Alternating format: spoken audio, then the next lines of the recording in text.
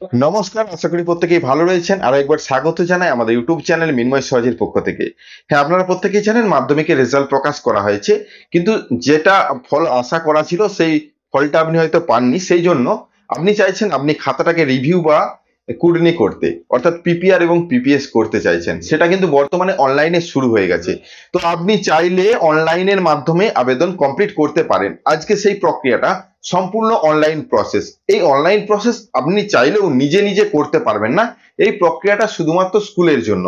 তো step by step স্কুলকে কি করতে হবে আজকে সে বিষয়টা আলোচনার মধ্যে রেখেছি। তাছাড়া পিপিএস এবং পিপিআর আবেদন করতে হলে স্কুলে আবেদন করতে হবে। যদি আপনি অভিভাবক বা স্টুডেন্ট হয়ে থাকেন তাহলে আপনাকে স্কুলে গিয়ে সমস্ত ডকুমেন্টস জমা দিতে হবে এবং এর সাথে পেমেন্ট। তো কত টাকা জমা দিতে হবে এবং কি কি ডকুমেন্টস জমা দিতে হবে, এর সাথে স্কুলের যে প্রক্রিয়াটা স্টেপ বাই স্টেপ টোটাল 11টা স্টেপে সম্পূর্ণ বিষয়টা আলোচনার মধ্যে রয়েছে। অবশ্যই ভিডিওটাকে স্কিপ না করে লাস্ট পর্যন্ত দেখুন এবং আমাদের সাথে থাকুন।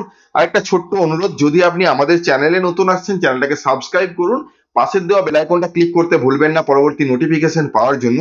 আর যারা অলরেডি সাবস্ক্রাইব করে আমাদেরকে সাপোর্ট করছেন অসংখ্য ধন্যবাদ। হ্যাঁ, আজকে যে প্রক্রিয়াটা দেখাতে চলেছি এটা পিপিআর বা পিপিএস এর জন্য, শুধুমাত্র স্কুলের জন্য। এটা ইনস্টিটিউট ছাড়া, আইডি পাসওয়ার্ড ছাড়া কিন্তু লগ ইন করা সম্ভব নয়।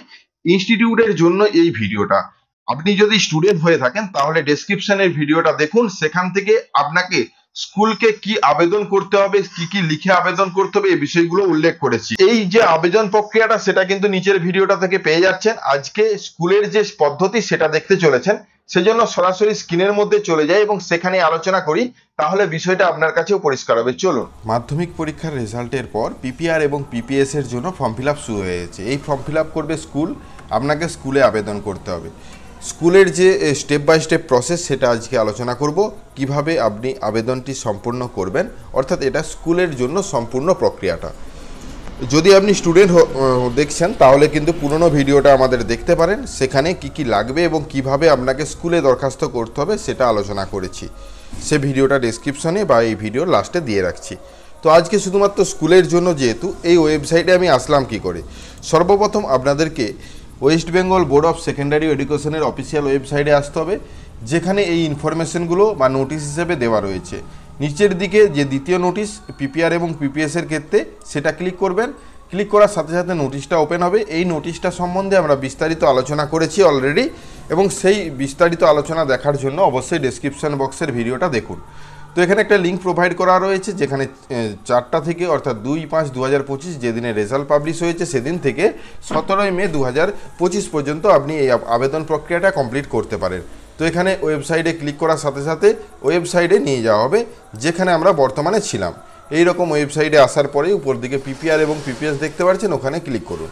ক্লিক করার সাথে সাথে এই রকম ইন্টারফেস আসবে, যেখান থেকে স্কুল তাদের নিজ আইডি পাসওয়ার্ড ব্যবহার করে এই প্রক্রিয়াটা সম্পন্ন করবেন। তো তার জন্য এখানে ইনস্ট্রাকশানগুলো দেখে নিই যে কী কী স্টেপগুলো রয়েছে। তো উপর দিকে ইনস্ট্রাকশানে যদি আমরা ক্লিক করি, ক্লিক করলে টোটাল যে স্টেপগুলো রয়েছে 10টা স্টেপে, কিন্তু 11টা স্টেপে আপনাকে এই ফর্মটি কমপ্লিট করতে হবে। এটা সম্পূর্ণ ইনস্টিটিউটের বিষয়।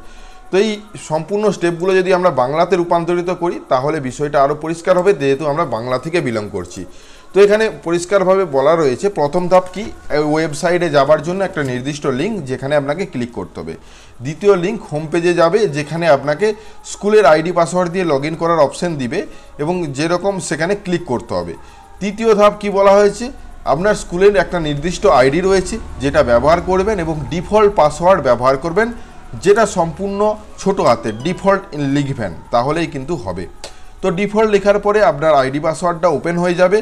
তারপরে আপনার স্কুলের সম্পূর্ণ ডিটেলস দিতে হবে। স্কুলের ডিটেলস বলতে আপনার হেডমাস্টার মশাইয়ের নাম কি রয়েছে, তারপর স্কুলের ইমেল আইডি, স্কুলের মোবাইল নম্বর, এই সমস্ত বিষয়গুলো এখানে উল্লেখ রয়েছে। সেগুলো পরিষ্কারভাবে দিয়ে ফর্মটা ক্লিয়ার করতে হবে। তারপরে আসবে ওল্ড পাসওয়ার্ড এবং নিউ পাসওয়ার্ডের জায়গা, পাসওয়ার্ড চেঞ্জের জন্য। তো পাসওয়ার্ড, পুরনো পাসওয়ার্ড ডিফল্ট ছিল সেই পাসওয়ার্ডটা দিবেন। নতুন পাসওয়ার্ড আপনার হিসেবে, অর্থাৎ ইনস্টিটিউট থেকে যেরকম পাসওয়ার্ড তৈরি করেন 8টা অক্ষরের অ্যালফানিউমেরিক পাসওয়ার্ড দিয়ে আপনারা নতুন পাসওয়ার্ড তৈরি করবেন। তারপর নতুন পাসওয়ার্ড দেওয়ার পর, এটা প্রথমবারের জন্যই হয়, দ্বিতীয়বার আর এই পাসওয়ার্ড চাওয়া হবে না। তারপর লগ ইন হয়ে যাবে, ড্যাশবোর্ড ওপেন হবে। তারপর যে স্কুলের যে ড্যাশবোর্ডটা, সেই ড্যাশবোর্ডটা ওপেন হবে, যেখানে প্রার্থীদের তালিকা আসবে তাদের রোল নাম্বার নাম সহ প্রদর্শিত হবে। যদি উত্তীর্ণ থাকে তাহলে একটি পিপিএস বোতাম প্রদর্শিত হবে, অন্যথায় পিপিআর বোতামে প্রদর্শিত হবে। তো আপনি যেটাতে ক্লিক করতে চান সেটা নির্বাচন করবেন। প্রার্থীদের রোল নাম্বার লিখেও কিন্তু আপনি সার্চ বাটন পাবেন, সার্চ করতে পারেন, বা অনেক যদি স্টুডেন্ট হয় সেক্ষেত্রে। তাছাড়া প্রত্যেকের নাম কিন্তু এখানে দেখতে পাবে। তারপর 6 নম্বর ধাপ, এখন উপরে যেমন পিপিআর এবং পিপিএস বোতামে ক্লিক করে শিক্ষার্থী বিস্তারিত পৃষ্ঠা খুলে যাবে। এখানে বিষয়টি নির্বাচন করার জন্য আপনার বিষয়ের সাথে সম্পর্কিত চেকবক্সগুলি আসবে এবং সেখানে ক্লিক করার সাথে সাথে একটি টিক চিহ্ন দেখা যাবে। যদি ভুলবশত কোনো ভুল বিষয়ে নির্বাচিত করা হয় তাহলে চেক বক্সে আবার ক্লিক করলে সেটি আনচেক হয়ে যাবে। বিষয়টি নির্বাচন করার জন্য জমা দিন বা বোতামে ক্লিক করুন, বা সাবমিট বোতামে, ফাইনাল সাবমিট বোতামে ক্লিক করতে হবে। 7ম ধাপ কি বলা হয়েছে, প্রয়োজনীয় প্রার্থীর সমস্ত পিপিএ এবং পিপিআর এর জন্য জমা দেওয়ার পরে ড্যাশবোর্ড পৃষ্ঠার নিচে চূড়ান্ত তথ্য জমা দিন বোতামে ক্লিক করুন, অর্থাৎ ফাইনাল সাবমিট। চূড়ান্ত দেওয়ার পর ডেটা লক হয়ে যাবে এবং কোনো পরিবর্তন করা যাবে না। এই চূড়ান্ত জমা দেওয়ার আগে আপনার ডেটা পুনরায় পরীক্ষা করে দেখে নেবেন। সাবমিট বা ফাইনাল ডেটা বোতামে ক্লিক করুন, আপনার স্কুলের সারাংশ পৃষ্ঠায় আবার দেখানো হবে। তো এরপরে 8ম ধাপ, এখানে সমস্ত পিপিআর এবং পিপিএস আবেদনপত্রের পরিমাণ সহ দেখানো হবে। এর নিচে আপনি একটি ডাউনলোড বোতাম পাবেন। এটিতে ক্লিক করে আপনার রেকর্ডের একটি পিডিএফ স্কুলের একটি সংক্ষিপ্ত প্রতিবেদন তৈরি করা হবে। এখন চালান ডাউনলোড করতে হবে এবং করে এগিয়ে যেতে হবে। চালানটা অবশ্যই ডাউনলোড করে নিতে হবে, নাহলে পেমেন্ট করবেন কি করে। 9 নম্বর ধাপ, পিপিএস এবং পিপিআর আবেদন ফি প্রদানের চালান ডাউনলোডের জন্য একটি বিভাগ রয়েছে। 2টি বোতামের মধ্যে একটি এসবিআই। যদি আপনি এসবিআই শাখায় ফি জমা দিতে চান তাহলে দ্বিতীয়টি হলো এসবিআই ছাড়া। তো অবশ্যই সেটা দেখে নেবেন আপনি অন্য ব্যাংকে করবেন না এসবিআই ব্যাংকে, সেটা আপনি নির্বাচন করবেন। জমা দেওয়া, তারপর পছন্দের ব্যাংকে একটি ফিস জমা দিতে হবে। জমা দেওয়ার পর স্ট্যাম্প চালান বা পিডিএফ জেপিজি ফরম্যাটে স্ক্যান করে আবার 200 কেবির মধ্যে বেশি হওয়া চলবে না, এটা আপলোড করতে হবে। তো আবার পুনরায় এসে লগ ইন করে এই সমস্ত বিষয়গুলো আপলোড করতে হবে। যেটা 10ম ধাপে বলা আছে, স্ক্যান করা চালানটি তৈরি হয়ে গেলে এই পৃষ্ঠার নিচের অংশে জমাকৃত পরিমাণ, কত টাকা জমা দিচ্ছেন, ইউটিআর নম্বর লিখতে হবে, বা যে টাকাটা গেছে তার একটা নম্বর। ফাইল নির্বাচন করে বোতামে ক্লিক করে আপলোড করার জন্য চ্যানেলে স্ক্যান করে কপিটি নির্বাচন করুন। এখন নিচে চেকবক্সে ক্লিক করে সাবমিট বোতামে টিপুন। এবার আপনি এই সাবমিট বোতাম টিপলে আপনার চূড়ান্ত জমা সম্পন্ন হবে এবং আপনাকে ড্যাশবোর্ড দেখানো হবে, যেটি সাফল্যের বার্তা দেখায়, অর্থাৎ সাকসেসফুল মেসেজ একটা শো করবে।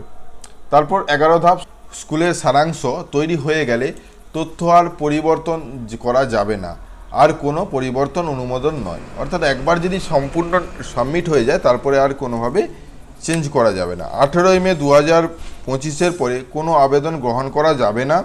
যদি আপনার পাসওয়ার্ড ভুলে যান তাহলে পাসওয়ার্ড রিসেটের জন্য বোর্ড কর্তৃপক্ষের সাথে যোগাযোগ করতে পারেন। এটা সম্পূর্ণ স্কুলের বিষয়, আর যেটা বলছি সেটাও সঠিক স্কুলের বিষয়।